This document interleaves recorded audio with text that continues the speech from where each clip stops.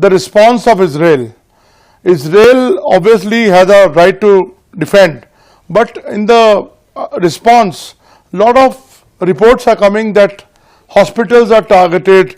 In fact, Al-Shifa hospital in this case, right now when we are talking, is surrounded by Israeli forces. How do you justify that, sir?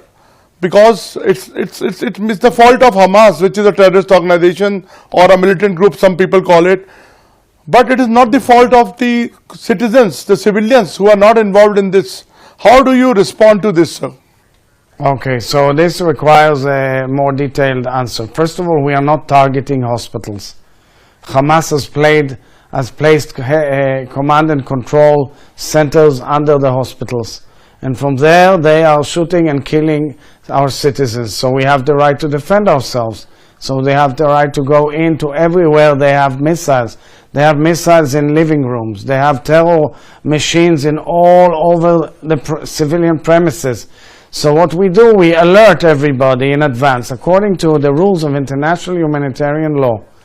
And we send millions of leaflets and millions of phone calls we are doing. And we're sending millions of text messages. And we are telling the people in the war zone, please leave your premise so that we can go in and take all this infrastructure from your home. Some of them, in my mind, were accomplices, but some not. I agree. There are many civilians in Gaza who are innocent and not involved. But because this place was taken over, we have to remove that. In the hospitals, what we are doing is, God forbid, we are making sure that none of the patients, the doctors or the crew or the operations are even stopped. On the contrary, we brought in to the Shifa hospital a lot of equipment and food and fuel and whatever is necessary to operate the hospital. But underneath, in the cellar, in the basement, there is a war machine with missiles, with weapons, with an entire command and control. From there they sent this barbaric terrorists to go into Israel. From there they brought the hijacked and abducted civilians from Israel into those premises. So that's what we do. We have an aim to bring our citizens back, and we have an aim to rescue the hostages, and we have one big aim to make sure the Hamas will not be able to do it again. Sir, so what solution, what immediate solution do you see for ending this this attack, counter-attacks? Well, one thing is clear. Israel must be guaranteed full safety of its citizens. Nobody in Israel will agree to go back to the pre-7th of October situation. We cannot be threatened, and you know what? Part of the issue is that we are also attacked from our north by Hezbollah, which is a huge terror organization that has taken over Lebanon under the arms of Iran. And the real empire of evil here starts in Tehran and spreads Islamic fundamentalism of the worst kind to the entire region.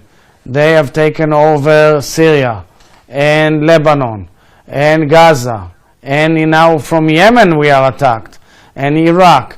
And everybody should be very aware that there is an Iranian evil effort to undermine the entire regional situation. Let me remind your viewers, about a month and a half ago or so, 2 months ago, in the G20 summit, where Prime Minister Modi was there, President Joe Biden of the United States announced a special corridor of energy and communications and business and science from Israel all the way down to India, through Saudi Arabia and the Gulf and Jordan. An amazing vision that connects all of us together, that will connect Europe to Southeast Asia and even America all the way to Australia. That's a grand vision.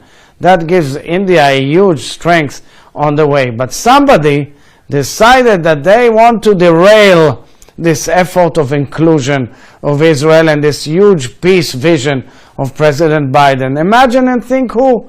At the end, this empire of evil of Iran is working extra hours to undermine any inclusion of Israel in the region and any peace process. And we all nations in the world must fight Iran for pursuing this evil approach.